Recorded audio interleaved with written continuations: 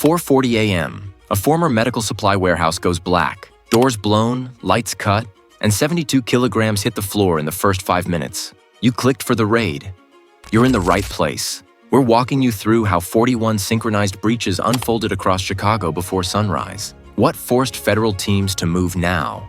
And how did those first pallets lead to 3.4 tons seized and hundreds of millions in cash, gold, and digital assets locked? Stay with this timeline to see how a paperwork-driven empire snapped in a single morning. Before we move on, please take a moment to subscribe to the channel and like the video. Why did one dark warehouse at 4:40 a.m. unlock a map of 41 targets before sunrise? Because Site 3 wasn't quiet. It was wired into a schedule. The stacks moved on a clock, and that clock was already ticking when the first door blew. Teams hid in sync. Stacks posted, mains cut, thermal drones already orbiting, and a south side building that looked forgotten labeled as Site 3 on the board. Reinforced door, quick pull, and a floor built for production, not storage. Industrial presses on one wall, sealing rigs ready, and a cold room humming like any medical depot. It looked compliant until the pallets broke. The first 5 minutes gave more than a footprint. Pallets toppled and exposed 72 kilograms sitting in the open. Not staged, not boxed for theater. The handlers were gone. Radios cracked in with a time that mattered. 3 trucks rolled at 0358 with clean manifests and exemptions that matched clinic routes. Those wheels were lawfully invisible unless you knew where to look. That changed the pacing for every team stacked at their own doors, because Site 3 showed how the rest were built to run. Entry choreography ran like a drill chart. Breachers cleared the threshold, containment set a clean corridor, and the evidence techs flowed in parallel. Body cams on, scales zeroed, photographs logged before a glove touched anything. They tagged lot numbers on tape, sealed subpacks, and called serials to the mobile lab while supervisors watched the minute hand. Chain of custody mattered as much as speed because 40 other sites waited for the same play, and any slip would burn a case that stretched beyond a single room with presses. Medical fronts hide contraband well because the cover fits the tools. Packaging parity means heat-sealed bags match the look of sterile components. Manifests mimic clinic restocks, so a pallet of tubing and nutritional compounds reads as routine. Temperature control masks chemical odors and gives a reason for climate logs. When a bill of lading says, biologics, maintain 4 degrees Celsius, no one wants to hold it on a dock. That deference is the shield, and the network leaned into it. The paperwork rhythm was crisp. Shipping manifests echoed clinic delivery cycles down to the weekday timing. One courier ID kept bouncing between sites.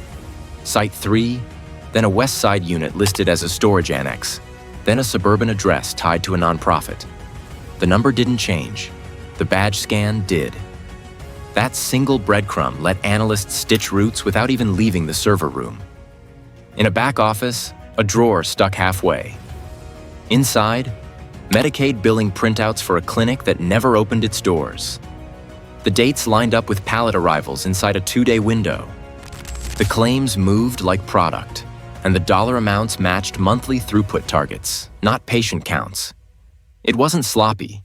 It was designed to look normal under a quick glance and pass automated checks. Then a link pinged from the on-site data pool. Shell entity emails flagged inspection windows. Polite language for gaps when no one would be looking. Those windows sat perfectly against zoning exemptions signed the week prior. That alignment told investigators they weren't chasing leftovers. They were standing in a live corridor where paperwork opened the door and trucks did the rest. By 5:12, the 72 kilograms at Site 3 looked small. Seizures crossed 600 kilograms across 13 locations. Different addresses, same choreography, same courier threads, same cold rooms. The pipeline wasn't theory. It scaled in real time and fit a 3.4-ton frame that had room to grow. With Site 3 stabilized and the ledger fragments copied, attention snapped back to the problem on the road. Those 3 trucks with clean paperwork hadn't vanished. They were still moving, and their routes pointed to the river and the sky. Why bring helicopters and a river interdiction into a city raid? Because the exits were in the paperwork. The same forms that moved biologics at 4 degrees Celsius also moved unsearched pallets through gates that opened at dawn. 2 drones slid into tail positions on box trucks carrying approved transport exemptions signed the night before. Their routes hugged corridors labeled essential use. A 3rd truck broke pattern and angled toward the riverfront. Its manifest matched a temporary access waiver that allowed uninspected cargo from 5:15 to 5:45. That slice of time was a door, and the convoy aimed straight at it. Analysts watched the live feeds against the database. The exemptions originated from a city office that rarely touched freight. Timestamps lined up with the inspection windows flagged at Site 3. Air units lifted because the paperwork called the lanes safe, and ground teams would lose line of sight in the industrial maze.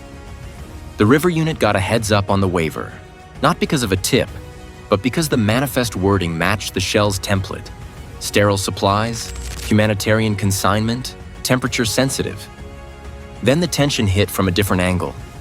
A police captain's badge number surfaced on a consultant payroll attached to one of the Shell nonprofits.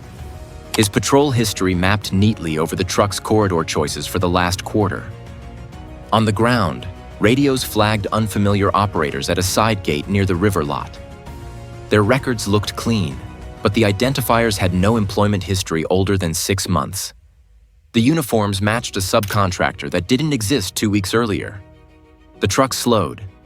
The side gate opened without a scan. Here's the core of the system.